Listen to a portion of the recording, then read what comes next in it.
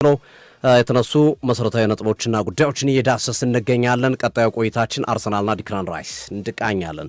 ይህ ትልቅ ጉዳይ ነው። ዲክላን ራይስ የአርሰናል አምበል ሆነው ተሹሟል። እንደሚታወቀው እንግዲህ የአርሰናል ቤት በውድድር ዓመቱ መጀመሪያ ላይ ብዙ ጥያቄ ሲነሳ እንደነበረ ይታወሳል።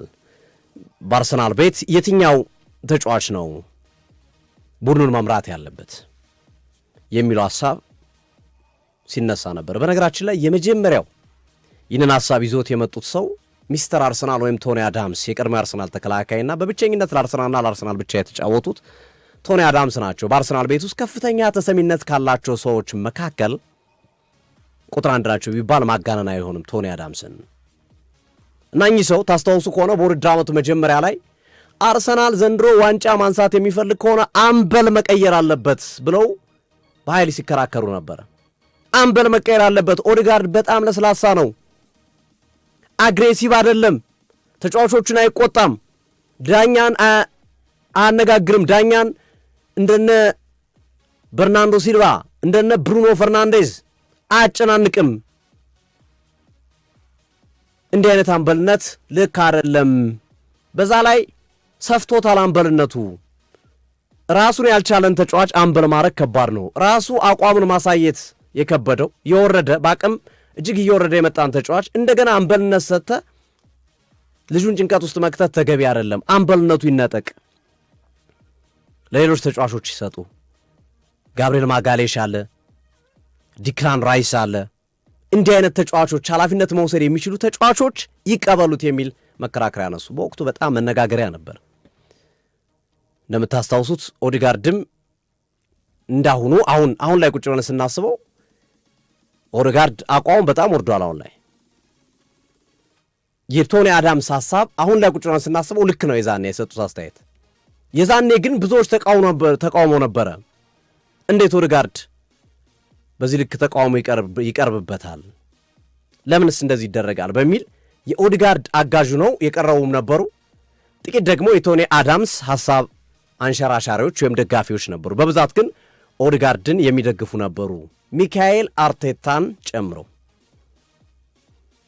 ከቶኒ አዳምስ አስተያየት በኋላ እንዳልኳችሁ መልበሻ ክፍል ውስጥ ከሚሰሙ ሰዎች መካከል አንዱ ነው ቶኒ አዳምስን። ልክ እንደ ቴሪ ዳንሎነሪ እንደ ፓትሪክ ቬራ በአርሰናል መልበሻ ክፍል ውስጥ የሚሰማ ትልቅ ስም ነው እና ሚካኤል አርቴታ ይሄ ጩኸት ሲበዛባቸው፣ ይሄ ጉዳይ ሲበራከትባቸው ታስታውሱ ከሆነ አርሰናል የመጀመሪያዎቹ ሳምንታት ጥሩ አልነበረም።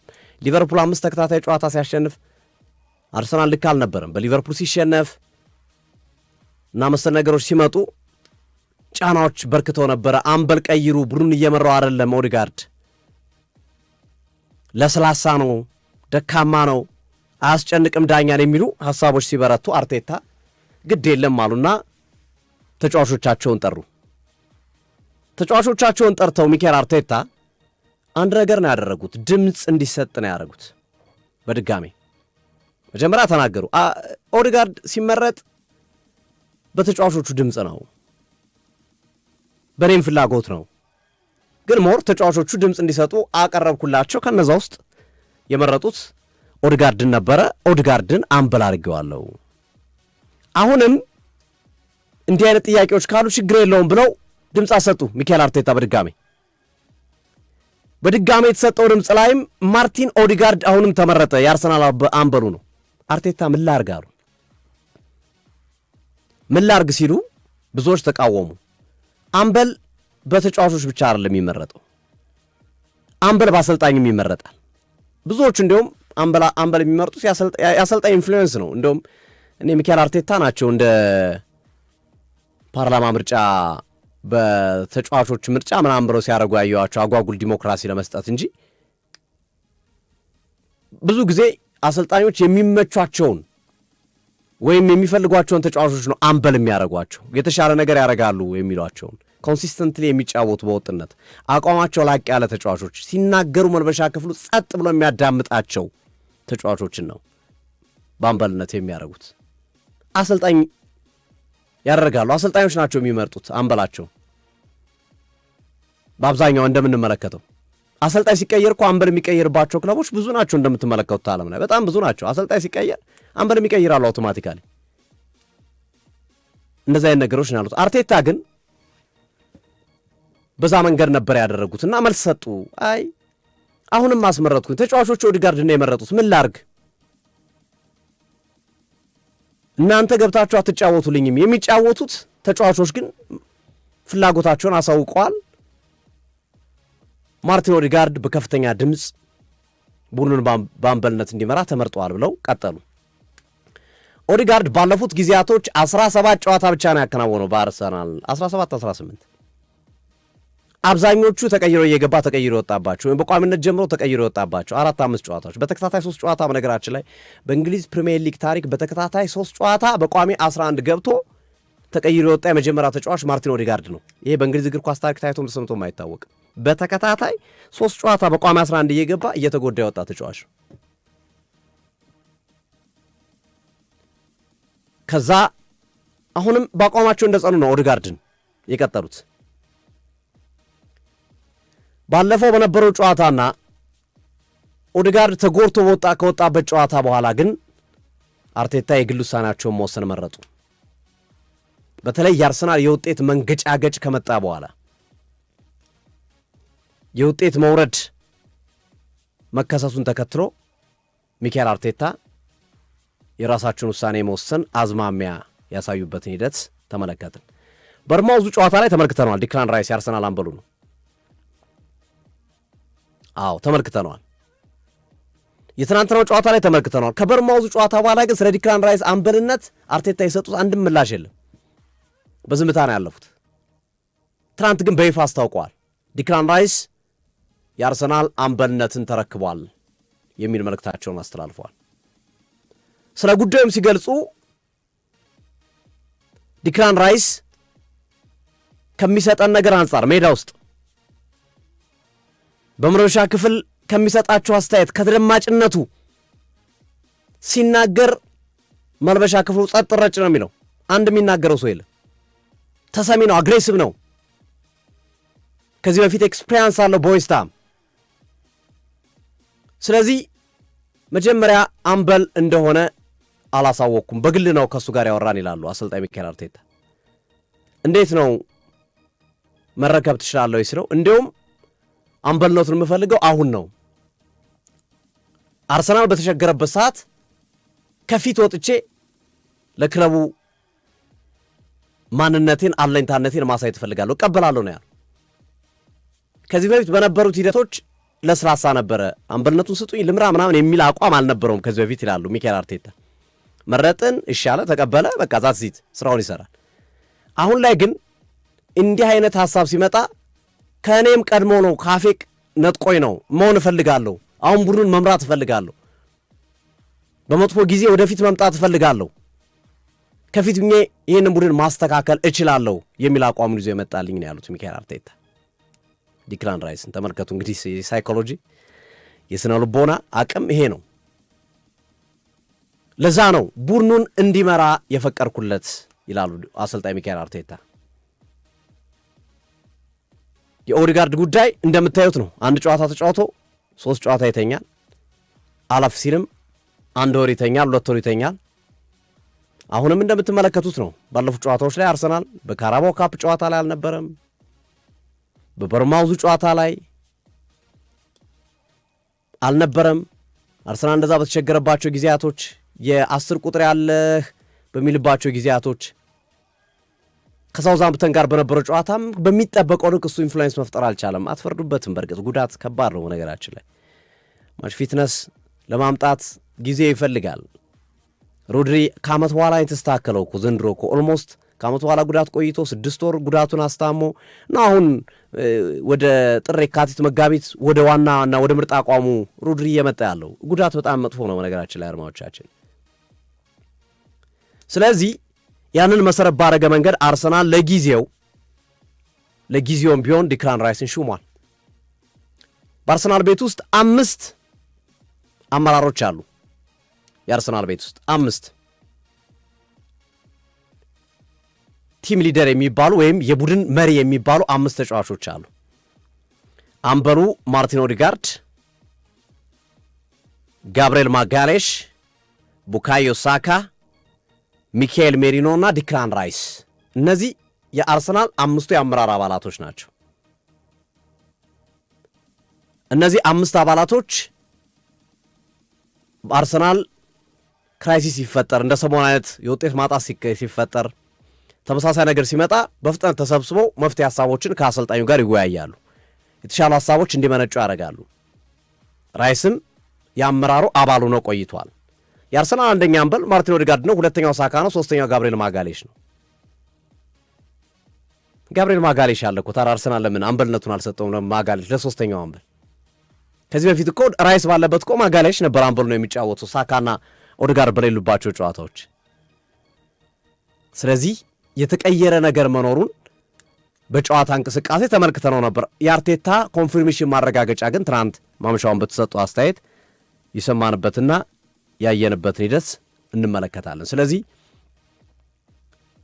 ይህ ዓመት እስኪያልቅም በቀጣይ ዓመትም ዲክላን ራይስ የአርሰናል አምበል ዋና አምበል የመሆን እድሉ ሰፊ ነው። ስፔሻሊ በእሁዱ የአርሰናልና የማንቸስተር ሲቲ የኢታድ ስታዲየም ፍልሚያ ላይ የሚያሳየው አቋም እና የቡድን መሪነት ጥሩ ሆኖ የሚታይ ከሆነ ምነቀንቀው ያለ አይመስለኝም። ዲክላን ራይስም ቅድሚያም የአርሰናል ደጋፊዎችም ከኦዴጋርድ ጉዳት በኋላ እንዳልኩት ቅድም በሁለት የተከፈለ ቢሆንም በኋላ ላይ ግን ራይስ ጋብሪኤል ቢመሩት ይሻላል አርሰናል አምበልነት የሚሉ ሐሳቦች በአርሰናል ደጋፊዎች በስፋት ሲንጸባረቅ ነበር።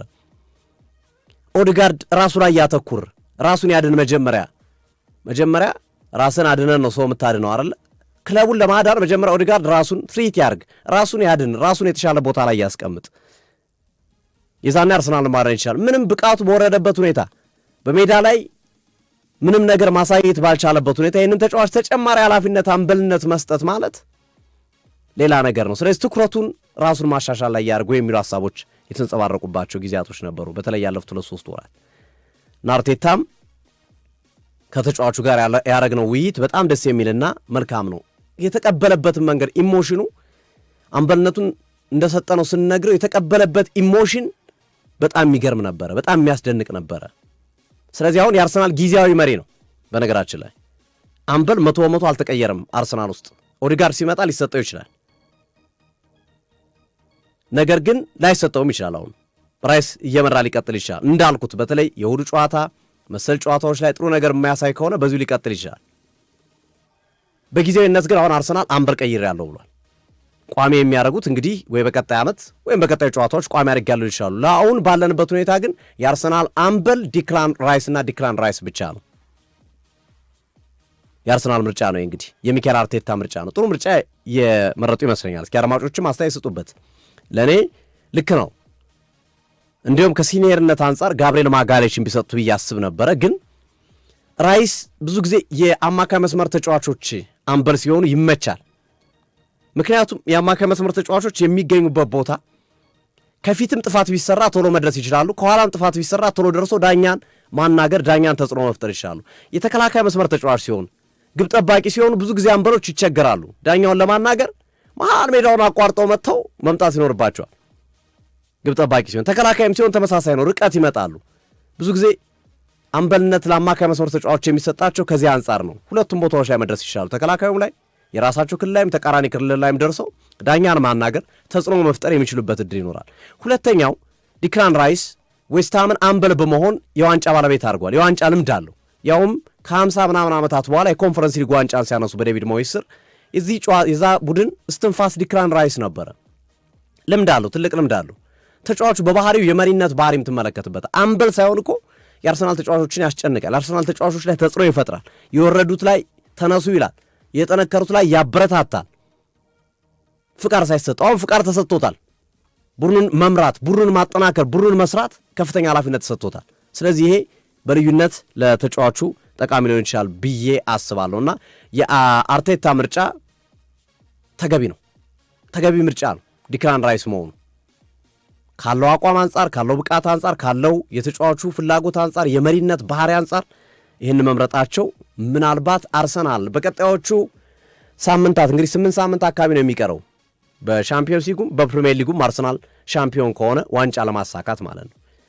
ይህንን ተጫዋች በመጨረሻዎቹ ጊዜያቶችም ቢሆን በአምበልነት መሾማቸው ቫሊዩ ከፍ ሊል እንደሚችል እገምታለሁ። የሚሰጧቸውን ቃለ መጠይቆች ተመልከት። ትናንታውን ሲሰጥ የነበረውን ቃለ መጠይቅ 5-4-1 ነው እንዳለ ይዞት የሚመጡት ቡድኖች። ሳይኮሎጂካል ስነ ልቦና ተጽዕኖ ያለው ነው። አሰልጣኞች እንዲህ አይነት አጫዋች ይዘው በመጡ ቁጥር እንዲተቹ የሚያደርግ ነው። አርሰናልን ለማቆም አርሰናልን ለመከላከል ከአርሰናል በታችነን ብሎ የማሰብ ሐሳብ አላቸው። ለዛ ነው 5-4-1 የሚጫወቱት። እኛ የተሻልን ስለሆንባቸው ነው። በሌላ ያጫወት መንገድ ቢመጡ ከፍተው ለመጫወት ቢሞክሩ እንደምናሸንፋቸው ስለሚያውቁ ነው የሚል ለተቃራኒ ቡድኖች የቤት ስራ ነው የሰጣቸው። ትናንት በነበረው በመጀመሪያ ቃለ መጠየቁ ላይ እንግዲህ ማለት ይቻላል በአውሮፓ መድረክ ደፋር ነው ተጫዋቹ። የኮሚኒኬሽን ችግር የለበትም። ስለዚህ ይሄ ለአርሰናል እንደ መልካም አጋጣሚ ምናልባትም ሜጀር ከሚባሉ ወሳኝ ነገሮች መካከል አንዱ ሊሆን ይችላል። በአርሰናል የዋንጫ ማግኘት ሂደት ውስጥ ይሄ ውሳኔ ጠቃሚ ውሳኔ ሊሆን የሚችልበት እድል ሰፊ ነው ብዬ አስባለሁ። ለአሰልጣኝ ሚኬል አርቴታ ይህን ውሳኔ በዚህ ሰዓት መወሰናቸውን አድንቄያቸዋለሁ።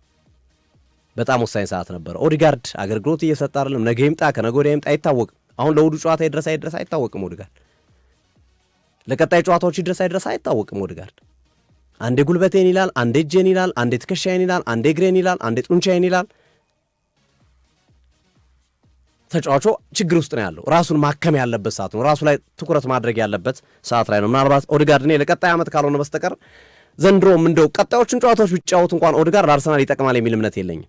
የፊትነሱ ደረጃ ዓመቱን ሙሉ የተጎዳ ተጫዋች፣ ዓመቱን ሙሉ ሆስፒታል ያሳለፈ ተጫዋች መጥቶ ሊጠቅመኝ ይችላል ብሎ ማሰብ ከባድ። ሊያሳርፍ ይችላል ተጫዋች በተወሰነ መንገድ፣ ግን ይሄ ኢምፓክትፉል የሆነ የምናውቀው አይነት ኦዲጋርድ፣ የምናውቀው አይነት ተጽዕኖ የሚፈጥረው ኦዲጋርድ፣ ስሩ ፓሶቹ በጣም ድንቅ የሆኑት የተጋጣሚ ቡድንን ሚዛን የሚያሳጡ ፓሶቹ፣ ሚዛን የሚያሳጡ እንቅስቃሴዎችን ግን አልጠብቅም። ቀጣይ ዓመት በክረምቱ በደንብ ሰርቶ ራሱን አሻሽሎ በዓለም ዋንጫ ውድድሮች ላይ ለመሰል ነገሮች መጥቶ ራሱን ሊያሳይ ይችል ይሆናል ብዬ አስባለሁ። ከእድሜው አንጻር 26 ዓመቱ ነው ገና።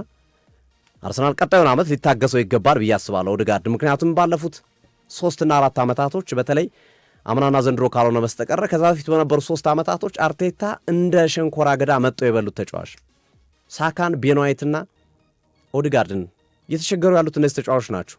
3 ዓመት አገለገሉ። ያለፉት 2 ዓመታቶች አምናም ዘንድሮም ለሶስቱም ተጫዋቾች ጥሩ አይደሉም። ስለዚህ እንዲህ አይነት ተጫዋቾች ደግሞ አንድ ዓመት አርፎ ሲመጡ፣ አንድ ዓመት በተወሰነ መንገድ ጥሩ ረፍት አድርገው ሲመለሱ፣ አሁን ኦዲጋርድ ኦልሞስት የረፍት ጊዜን እያሳለፈ ያሉ፣ ሳካም አርሰናልን በዚህ ውድድር ዓመት የተጠቀመባቸው ጨዋታዎች ጥቂት ናቸው።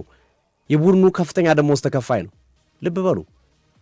ቀጣይ ዓመት ካልጠቀሙ በስተቀር እነዚህ ተጫዋቾች በዘንድሮው ውድድር ዓመት ያን ያህል እንዲሁም ሳካ ኮምፓራቲቭሊ ከደረሰላቸው በየጨዋታው ከሚያሳየው ተጽዕኖ አንጻር ሊጠቅም ይችላል። ኦዲጋርድ ግን አስቸጋሪ ነው። እየመጣም ከጉዳት መልስም እየመጣ የሚያሳየው አቋም ደካማ ከመሆኑ ጋር ተያይዞ ማለት ነው። ይሄ በትልቁ የሚነሳ ጉዳይ ነው።